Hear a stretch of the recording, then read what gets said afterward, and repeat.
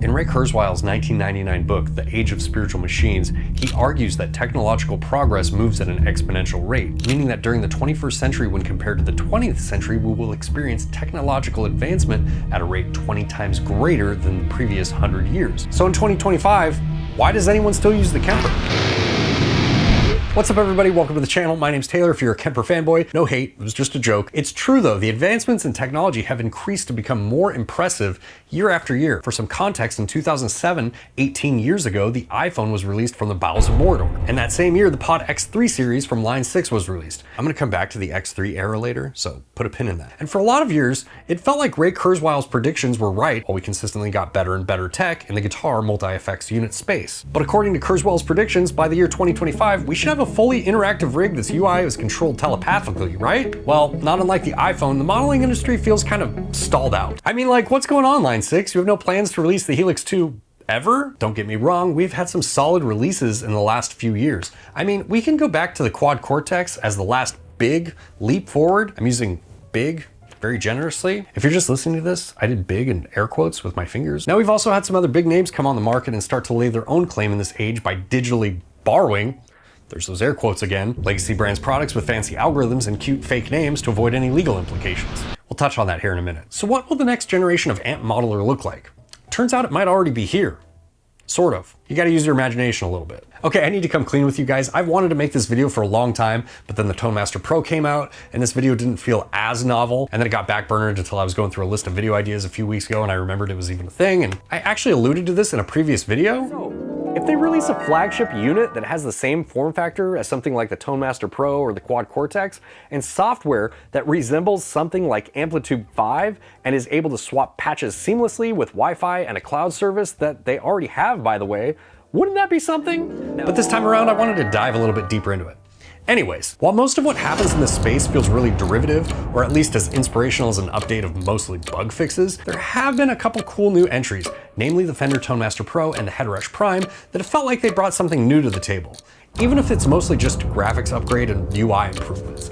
But that kind of leads me to what I think the next thing is in amp sim modeling multi-effects units. The graphics and the UI kind of feel like where the opportunity is, because I mean, if we're being real, the fidelity of these units already is good and has been really good for a long time. There's a reason there's still market share for something as old as the Kemper. There you go, Kemper fans, there's your validation for this video. And before I go into the imagining what the next thing is, I have some disclaimers I wanted to make here. I wanted to try and throw a rig together that I think is sort of representative of what I think the future of modeling is going to look like. While I do think that there's a really good chance something like what I'm about to go into will exist here at some point, there is a painfully obvious conclusion that I'm sure you have thought about as well. Why don't you just use a computer instead? Well, we'll talk about that later on in this video. Also, I'm going to use, funny enough, a 9-year-old iOS app from 𝗦cie𝗰𝗶𝗶 to illustrate what I think modelers should be doing in the future. Okay, I feel kind of stupid here. When I was looking around for videos on the iOS Amplitude app, the oldest ones that I came across on YouTube were 9 years old, so I just assumed it came out 9 years ago, but it actually released in 2008. This doesn't really change my point. If anything, it just drives it home further, but I just wanted to correct myself. So there you go. And this video is in no way sponsored by 𝗦cie𝗰𝗶𝗶. They have no idea I'm making it. It's just a video that I've wanted to make for a while. With that being said, while this video is not a demonstration of gear or a review, I'm only using this rig to help conceptualize what I think the next thing could and probably should be. But if you want to mess around with this stuff on your own, I will link what I'm using in the comments. Those affiliate links do help this channel at no additional cost to you, but again, it's just there if this is appealing to you for some reason. Also, if 𝗦cie𝗰𝗶𝗶 does release something like this in the future, it's completely coincidental. I don't have any insider knowledge or anything. I was just literally using the 𝗏max app and I thought, wow, this is better than most of the UIs that I've used on any floor modeler, which is kind of how this whole video started. I think I've done enough disclaiming here. Let's just start the chungus.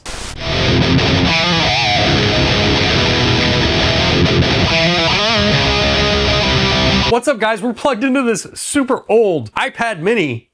Sounds weird to say, but we're plugged into this super old iPad mini that is running a 9-year-old iOS app on it. The iOS app that I'm talking about is Amplitude by 𝗦cie𝗰𝗶𝗶. Again, like I said earlier, they don't have anything to do with this video. What happened was I was messing around with the 𝗏max application and then I was like, oh, they have Amplitude as an iOS app also. And I opened this up and realized this is a lot more enjoyable to use than most amp modelers. Let me explain why. This is just the main amp view that we have here. Now you'll notice a couple things. Number one, I have an 𝗏gle Powerball loaded up. It looks like an actual 𝗏gle Powerball. I have one right here. You know, it's an amp I'm pretty familiar with. All of the features of the front panel are recreated digitally. Now maybe I'm just a petty person. Maybe some of you are petty people also, but I just find this graphical layout a lot more inspiring and enjoyable to use than most of what's out there now. And this is a 9-year-old app. Like, I can't drive that home enough. I guess my point is, if this existed all the way back then why did we have AMP modelers like the Quad Cortex releasing with what was kind of just a derivative user interface from the Helix, which was an older unit as well? Like, this was already here. You know, I don't get it.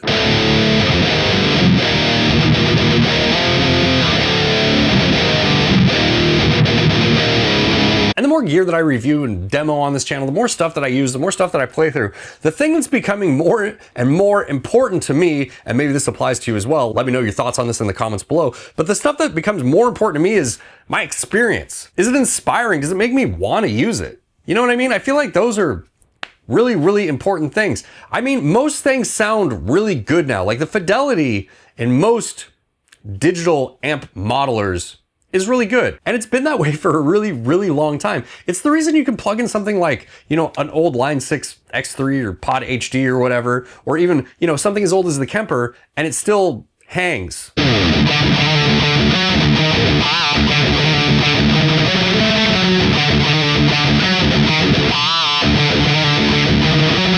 Let me explain the signal chain real quick here before I get too far carried away. This is a Solar what the fuck is this?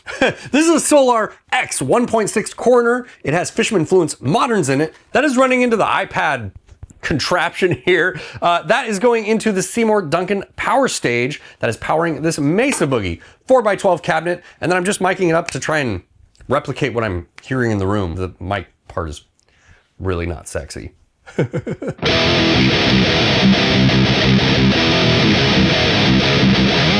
Yeah, playing through this thing's a lot of fun, man. Now, in its current state, this sort of hobbled together rig, would I play through this? I don't know. I don't know if I could show up to band practice with this thing and want to be taken seriously by my bandmates. I'm just joking. Your bandmates should take you seriously no matter what, right? Oh my God, what am I even talking about anymore?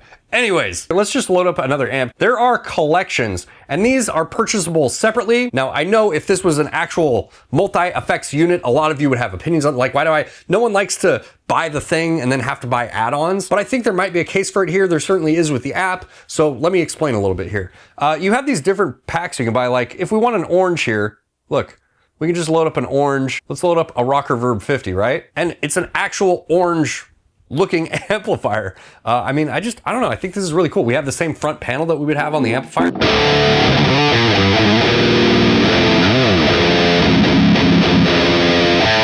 And there you go. It's an orange Rocker Verb MK2. It dials mostly like an orange Rocker Verb should. Now, is it perfect? No. I'm using like a 15-year-old iPad here, but the whole point of this is not the fidelity, it's conceptualizing what this could be, because if you've ever used the 𝗏𝗃 pedal, or you know you've seen one of the 𝗏𝗃 pedal demos, you know that 𝗏𝗃 Multimedia makes stuff that, you know, recreates things very, very well. Now, going back to what I said about buying add-on packs, this is how I feel about this. Let me know how you guys feel about this in the comments. I think it's an interesting topic to discuss, but I'm cool with paying for add-ons if it's licensing from the original manufacturers. Like, let's go into a 𝗦cie𝗰𝗶𝗹 here. Let's go into a dual rectifier, right? We have the front panel of the dual rectifier. We can hit this back thing, and we have all the options that are on the back of this. I find this more inspiring and a lot cooler in a lot of ways. And you know, if you're paying, I don't know, how much do the add-on packs cost? Let's just see what the add-on packs cost. Okay, so coincidentally right now they're on sale, but the 𝗦cie𝗰𝗶𝗹 one for Amplitude, for example, costs $100. It's on sale for $30. Maybe $100 is a little bit much. I don't know how often these go on sale, but my point is here is that really what's happening is you're paying for these packs because 𝗏𝗃 Multimedia is actually licensing the likeness of these amplifiers. Look, maybe you're cool with dialing in things that are text-based and you would be totally fine with this if it said Mega Fire on it and everyone knows what it's supposed to be, but it's not calling it the thing to avoid any legal ramifications. But I think that this is really cool. I find it way more inspiring this way, and I think it's more ethical. I'm not trying to get up on a soapbox here. This ethical debate has been around as long as amp sims and amp modelers have been around, but this feels more ethical and it feels better for the end user as well. Like, it's more enjoyable to actually look at the thing that I'm dialing representing the actual thing it's supposed to be. If that makes sense. You know, I think this is really cool. Let me go to one more patch here with an amplifier that I think a lot of you guys will appreciate. This is from their Dimebag pack. I don't know what's called the Dimebag pack or what it's called, but it's the one that has the Dimebag Daryl stuff in it. You can see it's a Randall RG100. It's rebranded Daryl, you know.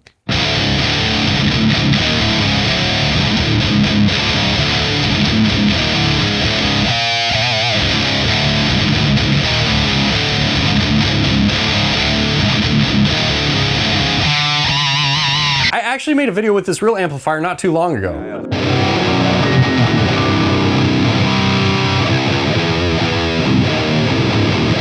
If you told me that was a tube amp, you might believe it. Yeah, I might.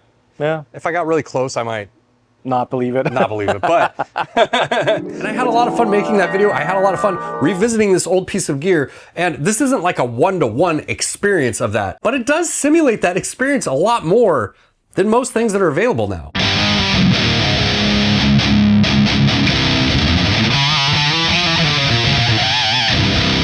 This screen is about the same size as the one on the Quad Cortex or the tonemaster Pro. I think it might be a little bit bigger, but it's really similar in size. And the one thing I would say is, you know, when you have this full amp layout like this, it would just be nice if it had a bigger screen. Like, it doesn't have to be a 16:9 screen, you know, maybe the screen is more in line with an actual amplifier and could take up like this whole space right here. I think that that would be really cool because, you know, dialing these little knobs like this is a little bit tricky.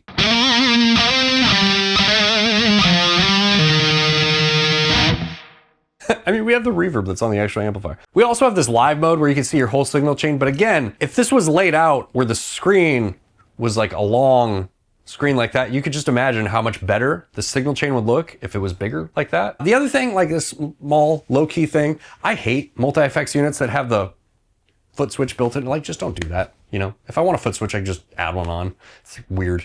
But anyways, some other stuff that this 9-year-old iOS app kind of nailed. Like if we go into the cabinet selection here, I mean, this is so much better than using some little screen with like X and Y coordinates and trying to fit, like, it's just cooler. You know, it just makes this part so much more enjoyable. You know, there's other features here, you know, quality of life features. There's your tuner. We have our song player. Like you can actually, there's like a built-in DAW with this thing kind of. Oh, there's a drum machine. Where's the DAW? I think it's right here. So here's the desk panel view, and then you can actually go into the, there you go. So it's like we have our own DAW. Oh, look, I recorded something. What did I record?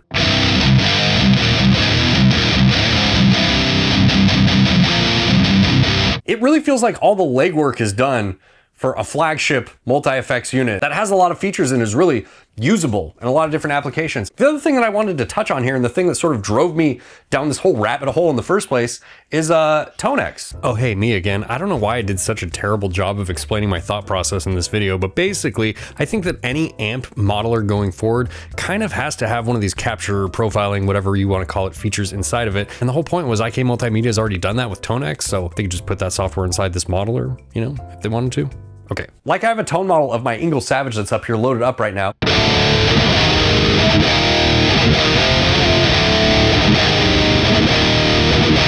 It kind of gives you some insight into what's possible if they just bundled all this stuff together, put it in a nice unit with a nice chassis, good in and out options, good user interface. Like it just, like I said, it feels like the legwork has already been done.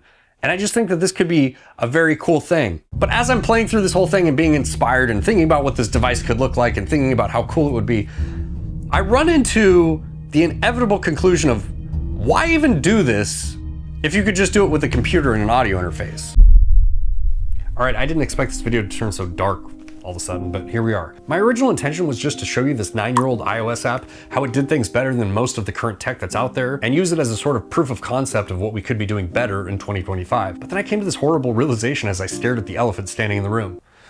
Why do these even exist at all if we can just use computers? For a long time, the common knowledge has been that you need a dedicated piece of hardware for your guitar tones because they were more reliable and less likely to fail on you mid-set as your MacBook shuts down unexpectedly to update. And I'm sure you've all heard stories, if not seen for yourselves, what a MacBook failure can look like when playing live. Girl, you know, it's girl, you know, it's girl, you know, it's girl, you know, it's girl, you know, it's girl, you know, it's girl, you know. Computers are becoming more and more reliable, and there's actually people out there that are building personal computer/audio interface things specifically just to run guitar software. I think for a long time, a lot of the guitar players that have adopted plugins in their workflow have thought it would be really nice if my Helix, Axe Effects, Kemper, whatever, did this thing also that my plugin does. And I think we're just heading towards an event horizon where guitar amp sim plugins and digital hardware merge into one thing. Even now, one of the best things that's been implemented in a lot of these manufacturers' ecosystems is the seamless cross-compatibility of being able to load your sound into both your hardware for live use as well as your software for studio use. So if this is the case, why do we even need amp modelers at all? Maybe Line 6 realizes this and that's why we haven't seen a Helix 2 announcement yet. Okay, I need to stop this because I hate this ending. I couldn't figure out how you could justify making guitar gear when computers are getting better and more capable every day. Hell, it wasn't that long ago that if I wanted to take a serious photo, I needed something other than my phone. And why couldn't that be the case with ant modeling too? I complained to all my cool YouTube friends in our group chats about how the world isn't fair, and I wish we could go back to 1999 before the world knew about Ray Kurzweil and Moore's Law, back when times were more simpler. But then one day I was in the shower feeling the creeping emptiness that now filled my husk of a vessel, breathing in the invigorating dampness, only to exhale its stale dissipation. And right then, it hit me. I actually already said why we needed dedicated gear for ant modeling and not just laptops. But the stuff that becomes more important to me is my experience. Is it inspiring? Does it make me want to use it? Okay, hear me out here. To me, this is infinitely more inspiring than any ant modeler. Also, in terms of guitar playing inspiration, I don't know about you, but this does next to nothing for me. It's just not fun to look at. An ant modeler that can get you close to the inspirational glow of something like an old, rusty, well-toured 5150 block letter would be amazing. And the only way I can think of to currently do that is to have a huge touchscreen as your primary source of interface. But then I thought, why should it stop there? How sick would it be to have a full Tolex head with a huge touchscreen front panel that you could load your favorite amps or whatever gear on? You could even include a power amp and various power amp emulation options. And this isn't really a new idea. The Line 6 Vetta did this back in the X3 era. See, I told you I was gonna go back to that. The Vetta was really cool. I bought a used one not too long ago and made a video with it, if you didn't see that. That's not a good sign. You can hear something sliding around inside of it.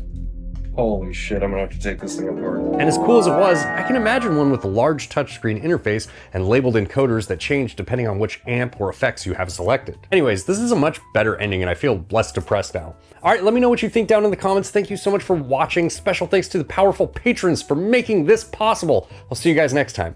Bye.